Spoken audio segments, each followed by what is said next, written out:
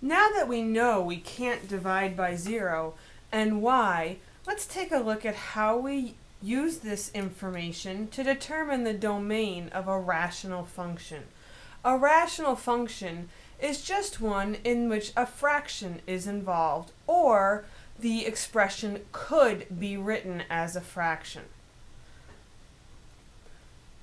When we look at a rational expression, we've learned that we cannot divide by 0.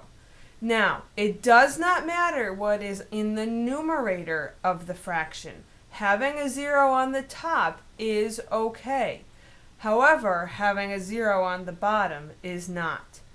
In order to find the domain, or the set of values that are possible for the variable, in this case w, we need to find out what is impossible or not allowed to be filled in for w.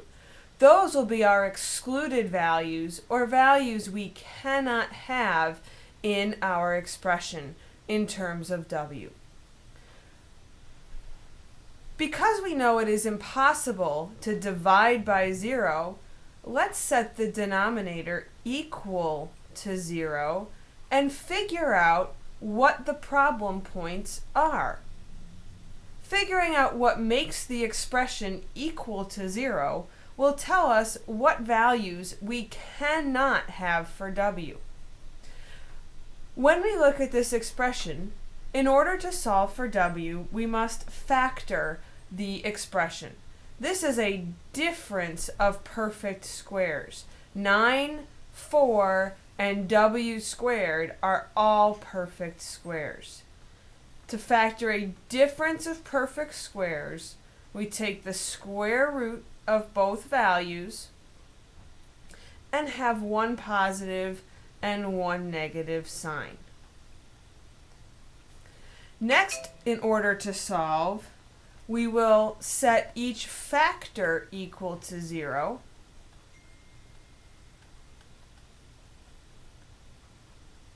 And solve for w. On the left, we add 2 to both sides and divide by 3.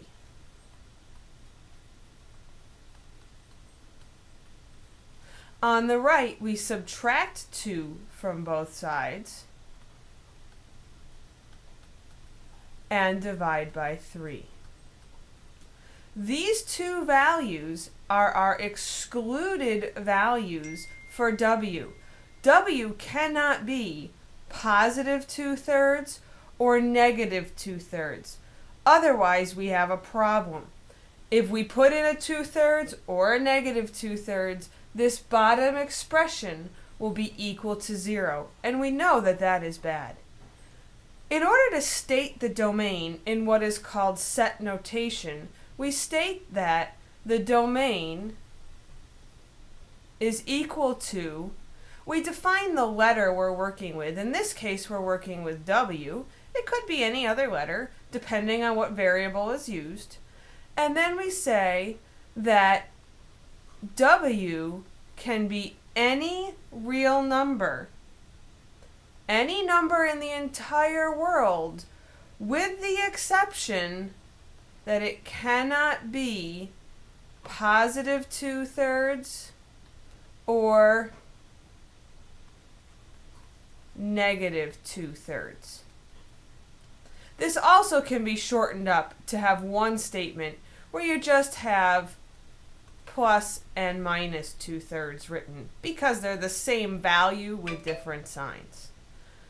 Now we have our domain statement. We have our excluded values, and then we have stated that in set notation what it is possible for w to be, along with any exceptions based on setting the denominator equal to 0. Please note, a domain statement may have 2 excluded values, 1 excluded value, no excluded values. The situation will differ based on the individual expression provided.